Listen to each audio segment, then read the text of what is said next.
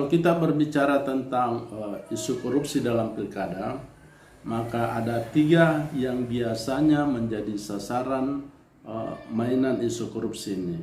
Pertama, sasarannya adalah petahana.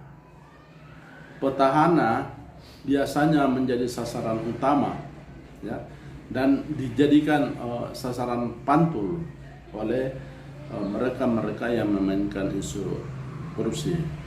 Yang kedua adalah ASN atau pejabat-pejabat pada kedinasan.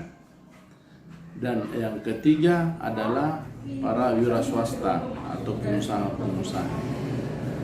Baik, kita masuk pada bagaimana petahana itu menjadi sasaran isu korupsi. Petahana akan menjadi sasaran isu korupsi ketika petahana itu mengalami penguatan di dalam hubungan dengan rakyat. Jadi terjadi kekuatan dukungan rakyat kepada petahana.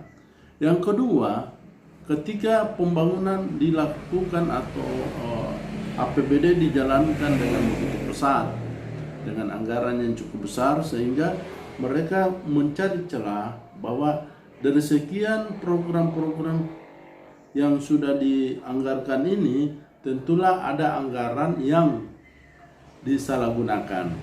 Nah, disitulah isu korupsi muncul bagi petahana.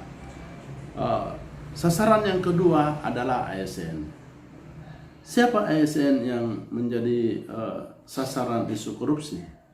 Pertama, ASN yang mengelola keuangan negara cukup besar. Yang mengelola keuangan cukup besar itu selalu menjadi sasaran isu-isu korupsi. Yang kedua, ASN yang punya hubungan komunikasi yang baik dengan bupati atau gubernur, dalam hal ini petahana. Jadi ASN yang punya hubungan baik dengan petahana itu biasanya menjadi sasaran tembak isu korupsi. Ya, jadi juga ASN yang mengalami pengkariran yang cepat, yang mulus kenaikan pangkatnya, yang dianggap terlalu cepat naik pangkat, itu biasa menjadi sasaran isu korupsi.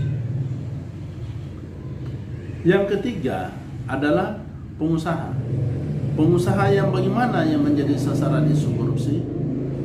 Pengusaha yang banyak mengelola atau melaksanakan proyek-proyek penganggaran pemerintah. Yang kedua, pengusaha yang punya hubungan kedekatan pribadi, kedekatan emosional dengan petahana. Mereka-mereka inilah yang menjadi sasaran dari isu korupsi. Oleh karena itu, semua kita sudah berkomitmen untuk bagaimana menjadikan good governance, pemerintahan yang baik. Dan salah satu langkahnya adalah menghindari pemerintahan yang korup. Namun di sisi lain juga, komitmen ini menjadi isu politik yang sangat kuat. Sangat kuat. Tidak banyak, tidak sedikit juga mereka yang terkena isu ini menjadi kehilangannya. Oleh karena itu, mari kita hindari isu-isu korupsi pertama yang hanya membunuh karakter para petahana, membunuh karakter ASN, dan membunuh karakter pengusaha-pengusaha. Ini yang harus kita hindari. Kenapa? Karena ini target yang selalu menjadi target utama, ya, di dalam memainkan isu korupsi di pilkada. Persoalannya dia menjadi tersangka itu tidak menjadi sasaran, dan mereka yakin juga bahwa sangat sulit untuk menangani.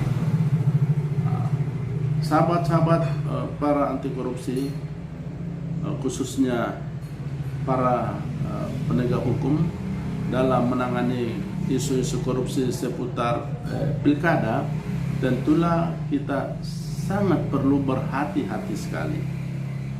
Kita sangat perlu berhati-hati sekali, jangan sampai kita terlibat atau menjadi korban daripada isu korupsi ini. Kita tegakkan pemberantasan korupsi ini dengan baik dan benar dalam koridor yang benar.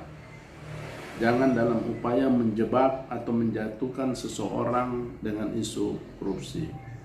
Dan sekali lagi, perlu kehati-hatian.